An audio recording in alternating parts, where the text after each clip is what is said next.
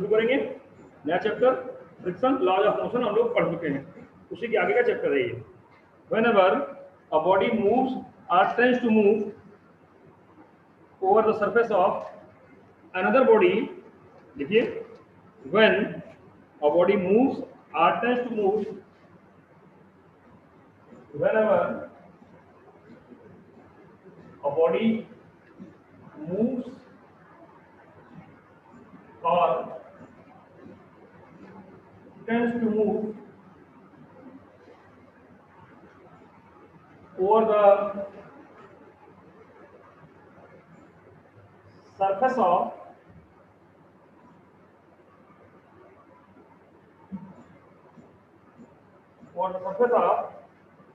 another body, then a force comes into the play.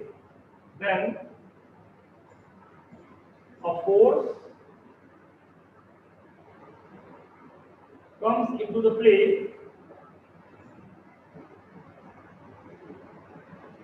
which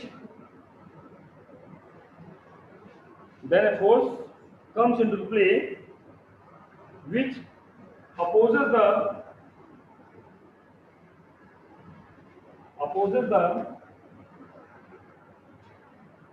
relative motion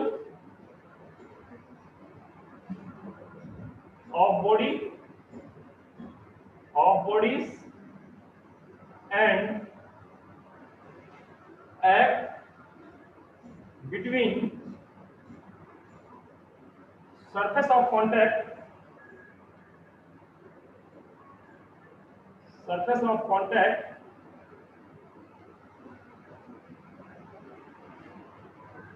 along act between the surface of contact parallel to the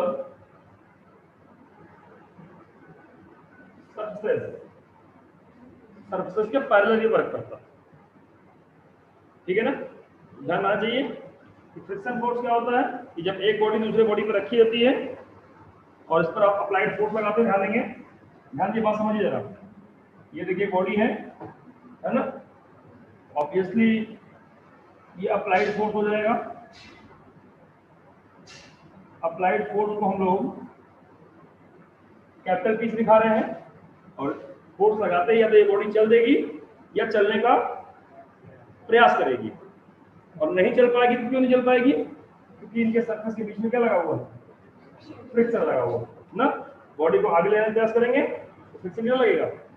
पीछे लगेगा। मेरी बात समझ आ गई? कोई doubt किसी को? क्लियर हो रहा है? जहां जिसको दिक्कत आएगी तुरंत पूछ लीजिए। बात ओके? तो चलिए, the opposing force, this opposing force, this opposing force is called force of friction। force of friction, इसको स्मॉल अक्स दिखाते हैं, ठीक है ना।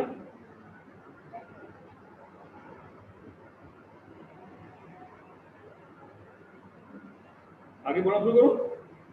एक बात दिमाग में आप बैठाएंगे, एक बात अच्छे से समझेंगे, ठीक है।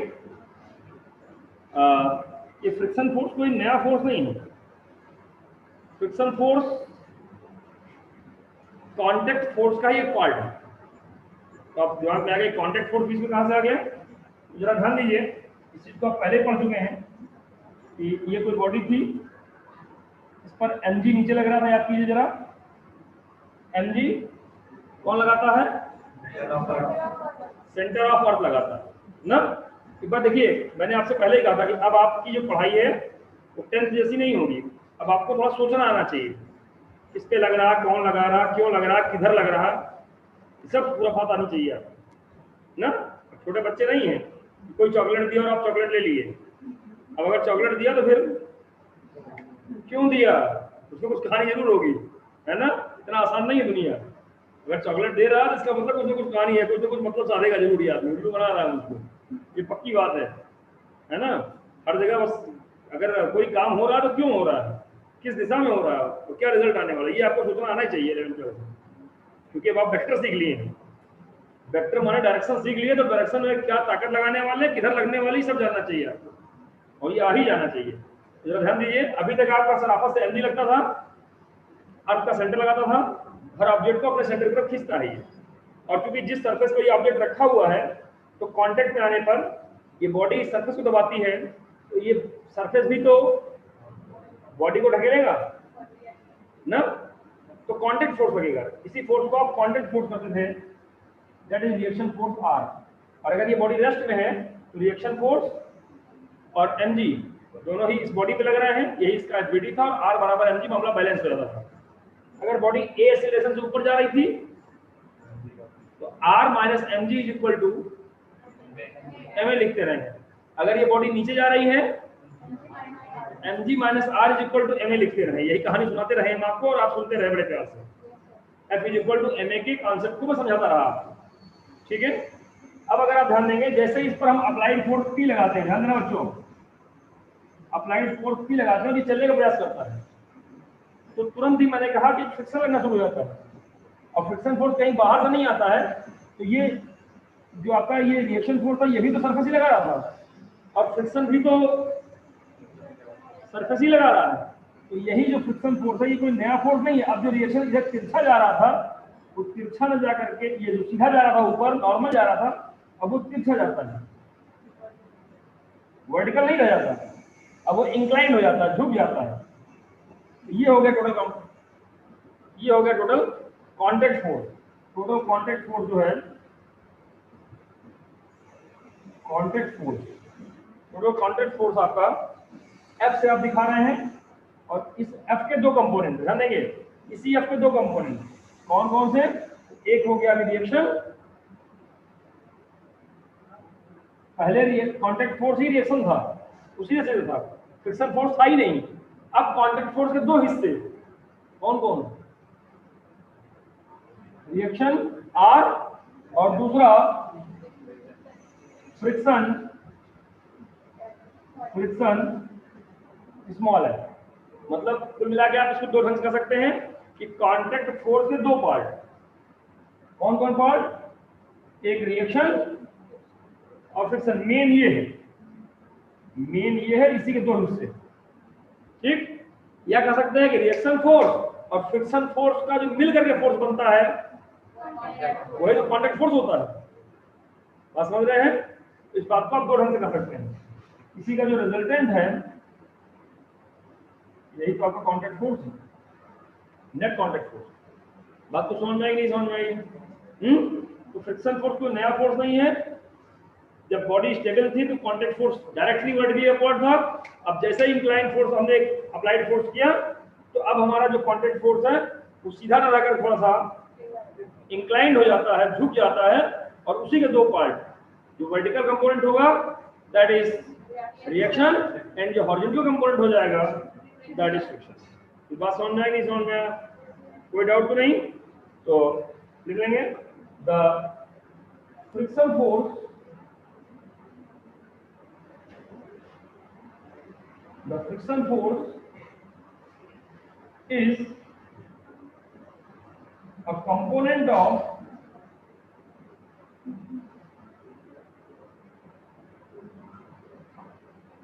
contact force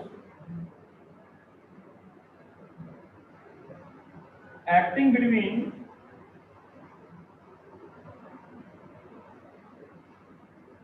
surfaces, acting between surfaces। उम्मीद है ये बात आपको अच्छे समझ में आ गई होगी और आपको कहीं कोई डाउट नहीं होगा। Okay,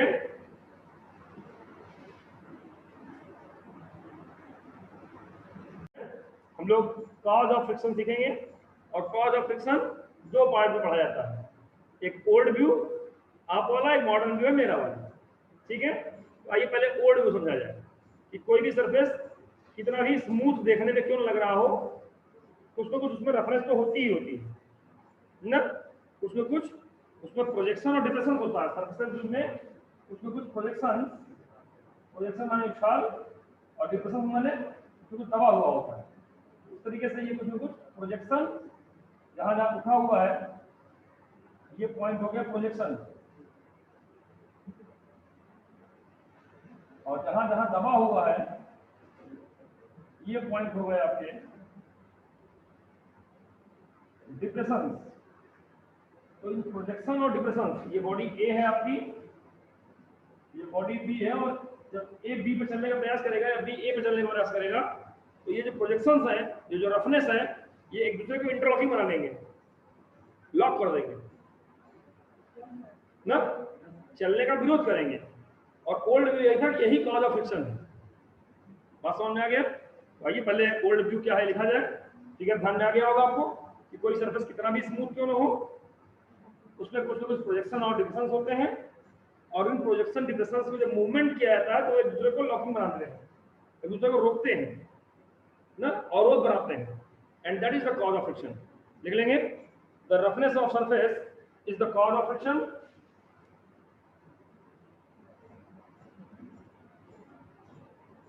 The roughness of surface is the cause of friction. The roughness of surface is the cause of friction. Any smooth surface have irregularities. Any smooth surfaces, the surface has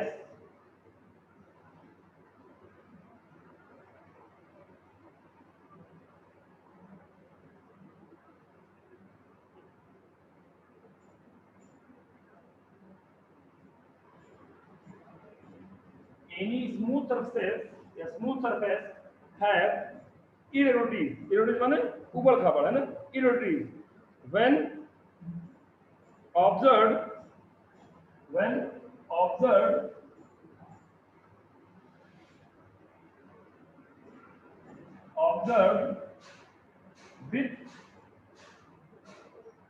powerful microscope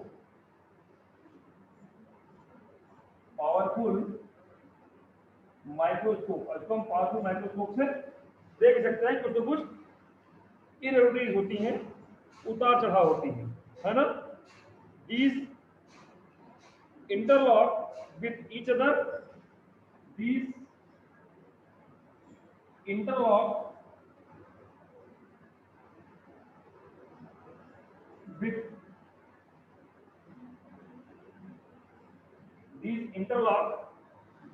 each other cause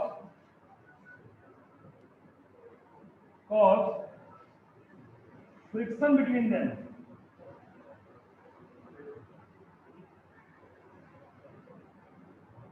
ये आपस में एक दूसरे को lock कर देते हैं, और यही जो है कॉज ऑफ फ्रिक्शन है। उम्मीद है बात समझ में आ गया होगा।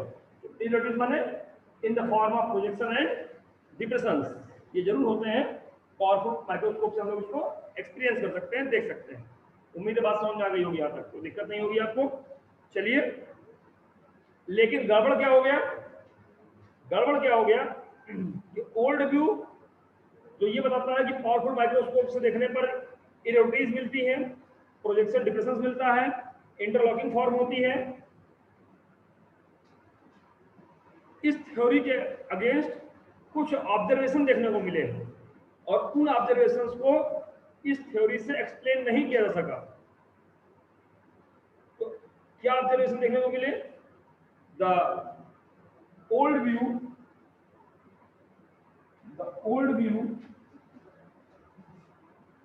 could not explain the old view could not explain the following fact, could not explain the following two facts. The following two facts. Number 1, कौन कौन फैक्ट्स नहीं एक्सप्लेन हो पाया बोले? नंबर 1, पहला फैक्ट जो एक्सप्लेन नहीं हो पाया, the friction is independent of area of contact between surface. The friction is independent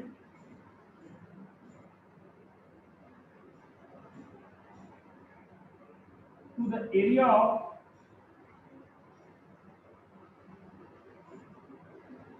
contact between surfaces। जो फ्रिक्शन होता है वो एरिया ऑफ कांटेक्ट डिपेंड नहीं करता है। क्या मतलब हुआ? तो मतलब ये हुआ कि ज्यादा एरिया ऑफ कांटेक्ट होगा तो भी कम फ्रिक्शन हो सकता है, और कम एरिया ऑफ कांटेक्ट में भी ज्यादा फ्रिक्शन हो सकता है। सब लोग मुड़ी हिला दिए। सही बात है कि ज्यादा एरिया में भी कम फ्रिक्शन होता है, कम एरिया में भी ज्यादा फ्रिक्शन होता है। बताइए कोई एग्जांपल आप लोग के पास हो तो, कोई एग्जांपल बताना चाहे? हमने अनम्यूट कर रखा है, जो बोलना चाहे, जो भी ऑनलाइन है वो अगर बोलना चाहे कि in which case there is example where the area of contact is larger and friction is smaller, and area of contact is smaller so the friction is larger. ऐसा कोई एग्जांपल दीजिए आप दैनिक जीवन का जो आपने एक्सपीरियंस किया हो कि एरिया ज्यादा था तो भी फ्रिक्शन कम था, और ऐसा भी एग्जांपल दीजिए कि एरिया कम था फ्रिक्शन ज्यादा था। बारिश में जब मौसम पड़ जाती है जमीन पे, हाँ, बारिश के मौसम में क्या होता है? मौसम पड़ जाती है, काई पड़ जाती है, तो क्या होता है? एरिया ऑफ कांटेक्ट बढ़ता है क्या? हाँ, उसका जो एरिया कांटेक्ट होता है वो तो बात की बात है कि स्मूथनेस की बात आप करने लगे। मैंने कहा एरिया ज्यादा है फ्रिक्शन कम है, एरिया कम है फ्रिक्शन ज्यादा है। कोई बताएगा भाई? किसी के पास है कोई दांव पेच? चलिए एक काम किया कीजिए आप लोग, तो पढ़ने में और अच्छे हो जाएंगे। और जब मैं कमजोर था तो इस दांव पेच को बहुत इस्तेमाल करता था, बता दे रहा हूँ, बहुत बढ़िया राम बाण सूत्र है एकदम। और आपके बगल कितना भी नालायक आदमी बैठा हो, आप उसके दांव पेच से बच भी सकते हैं। और इंटर में बहुत यूज करिएगा इस दांव पेच को। क्या करिएगा, और हर कंडीशन में भी काम आता है ये, कि आपके हर कंडीशन, देखिए बहुत बड़े बड़े मंत्र बता रहा हूँ, उस मंत्र को फॉलो करिएगा, पूरी जिंदगी याद रहेगा। सर बताया था कुछ काम आ रहा है। हम लोग के 20 साल पुराने बच्चे हैं, वो आगे कहता है सर ने बहुत अच्छा मंत्र बताया था, बहुत अच्छा फायदा मिल रहा है। तो क्या मंत्र बता रहा हूँ कि जो टॉपिक पढ़ाया जाने वाला है उसको पढ़ के आइए। तो आप क्या कैसे जानेंगे पढ़ाया जाने वाला है? तो हर चीज का सिलेबस होता है, और जो अच्छे टीचर होते हैं वो आपके सिलेबस को फॉलो करते हैं, लाइन से पढ़ाते हैं, क्रम नहीं तोड़ते। या अगर कहीं जरूरत नहीं है बता देंगे भैया फला चैप्टर पढ़ा रहा हूँ और ये टॉपिक चलना शुरू हो गया, तो अपने सिलेबस पर नजर रखिए। जो आज पढ़ाया हूँ उसी के आगे का टॉपिक कल पढ़ाऊंगा, पक्की बात है। हर अच्छा टीचर ये करेगा ही करेगा, सिस्टम से पढ़ाएगा। और सिलेबस पर नजर रखिए। कंपटीशन में भी, चाहे आप मेडिकल की तैयारी कर रहे हैं, चाहे वो आप इंजीनियरिंग की तैयारी कर रहे हैं, अपने ध्यान से सिलेबस को देखिए क्या क्या टॉपिक है, सर ने कौन सा पढ़ाया, कौन सा छोड़ दिया, कौन सा ज्यादा पढ़ा दिया। आपको लक्ष्य क्लियर होना चाहिए, मुझे पढ़ना क्या है ना। फोकस होना चाहिए कि आपको उतना ही पढ़ना है। एडिशनल पढ़ने नॉलेज बेस में पढ़ लीजिए, अलग बात है, लेकिन आपका टारगेट पर नजर होनी चाहिए। तो थोड़ा सा पढ़ के आया कीजिए। अगर पढ़ के आए होते तो ये जो सवाल मैंने पूछा ही पता ले जाते हैं आप, क्योंकि ये बताया गया है बुक में, और इसका एग्जाम्पल भी बताया गया है। वही एग्जाम्पल मैं पूछ रहा हूँ। चलिए हम एग्जाम्पल देते हैं। आपके घर में आप रोज देखते हैं कि आपके तखत पे चादर बिछाई जाती है, चादर बिछाई जाती है, चादर पूरे तखत में फैल जाती है। और अगर आप चाहें तो किनारे से चादर को पकड़िए और ऐसे हाथ से खींच दीजिए, पूरी चादर हट जाएगी। लेकिन एरिया ऑफ कांटेक्ट बहुत ज्यादा था, पूरे तखत में फैली हुई थी। इसके बाद भी चादर और तखत के गद्दे के बीच में फ्रिक्शन बहुत कम था, आराम से हाथ से खींच दिया आपने, सरक गया। लेकिन अगर आप तखत को सरकाने की बात करिए तो तखत और जमीन के बीच में कांटेक्ट कितना है? वही पावे के बराबर, थोड़ा थोड़ा है। इतना इतना बड़ा पावा अगर होगा तो कुल मिला के चारों जोड़ देंगे इतना हो जाएगा। चादर का बहुत ज्यादा कांटेक्ट था, इसके बाद भी फ्रिक्शन कम लगा, आप आसानी से खींच लिए। पावे के बीच में बहुत कम एरिया था, और आप सोचिए तखत को उंगली सरका दे, इस चादर खींच दिए थे, तखत हिलेगा भी नहीं। तो मैं पूछूंगा क्यों ऐसा हुआ, तो आप कहेंगे बहुत भारी था। आपका सहज जवाब होगा वही जो रिक्शेवान का होगा। पढ़े लिखे की तरह बात नहीं करेंगे आप, उसी तरह बात करेंगे जैसे अनपढ़ बात करता है कि सर बहुत भारी था। वही तो मैं कह रहा हूँ कि फ्रिक्शन इस बात पर डिपेंड नहीं करता कि एरिया ऑफ कांटेक्ट कितना है, कितना जो है इंटरलॉकिंग हुई, इस पर डिपेंड नहीं करता है, किसी और चीज पर डिपेंड करता है। भारीपन जैसा पे डिपेंड कर रहा होगा, कुछ मामला और है, ना कि एरिया ऑफ कांटेक्ट डिपेंड करता है। और ओल्ड व्यू ये कहता है कि ज्यादा सरफेस कांटेक्ट में ज्यादा इंटरलॉकिंग तो ज्यादा फ्रिक्शन होना चाहिए। इसका मतलब ओल्ड व्यू ये नहीं समझा पाया कि चद्दर में ज्यादा एरिया कांटेक्ट में था, ज्यादा इंटरलॉकिंग थी, तो फ्रिक्शन कम कैसे था? पावे और जमीन के बीच में कम एरिया था, कम इंटरलॉकिंग थी, फ्रिक्शन ज्यादा कैसे हो गया? भारी वाली बात दिमाग में आ रही है, कुछ और बात दिमाग में आ रही है, इंटरलॉकिंग वाली बात तो फिर फेल हो जा रही है यहाँ पर। इसका मतलब एरिया ऑफ कांटेक्ट की जो बात है उसको ओल्ड व्यू के हिसाब से आप एक्सप्लेन नहीं कर पा रहे हैं। कम एरिया में भी ज्यादा फ्रिक्शन हो सकता है, ज्यादा एरिया में भी कम फ्रिक्शन हो सकता है। इंटरलॉकिंग के अलावा भी कुछ मामला और बन रहा है। तो बात समझ में आई? दूसरा एग्जांपल जो नहीं समझा पाया, पहली बात तो समझ आ गई, एग्जांपल से समझा दिया मैंने आपको। दूसरी बात मैं बोलने चल रहा हूं, the friction between the surfaces, the friction between extra smooth surfaces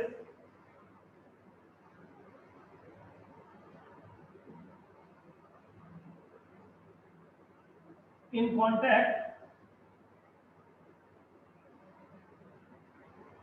is very large.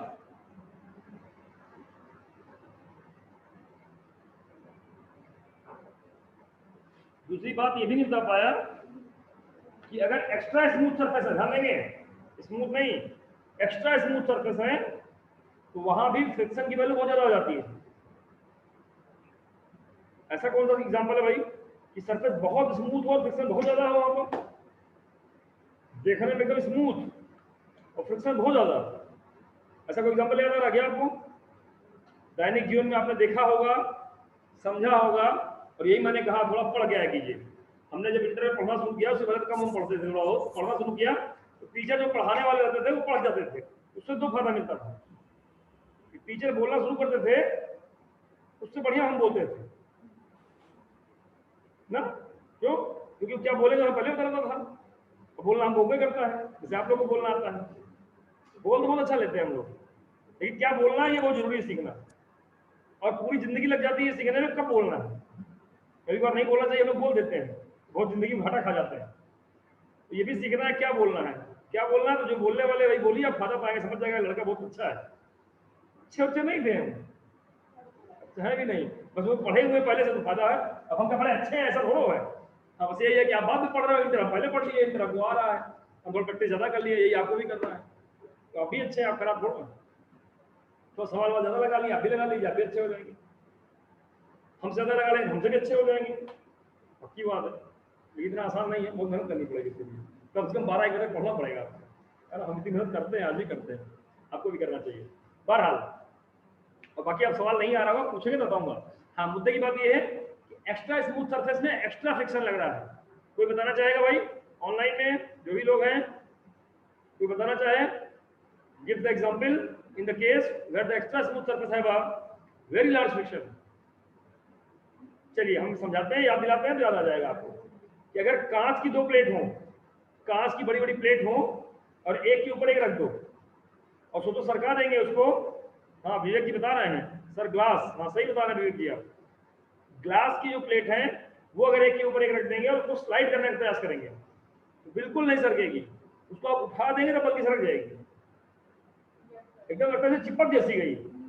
कांच की प्लेट लगता है कोई गोंद में चिपकी नहीं रहती है, लेकिन एक्स्ट्रा स्मूथ होती है और रखते ही एकदम चिपक जाती है। गजब का फ्रिक्शन रखा है। तो extra smooth surface have a very large friction, और एक्स्ट्रा स्मूथ सरफेस है इरेगुलरिटीज, जो अनियमितताएं होंगी, इरेगुलरिटीज होगी, बहुत कम होगी। इसके बाद भी फ्रिक्शन ज्यादा हो गया, प्रोजेक्शन डिप्रेशन कम है, इसके बाद भी फ्रिक्शन ज्यादा हो गया। क्यों हो गया? ये बात भी ओल्ड व्यू समझा नहीं पाया, तो आप लोग का व्यू यहाँ फेल हो गया।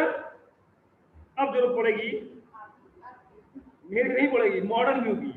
अब जरूरत पड़ेगी मॉडर्न व्यू की।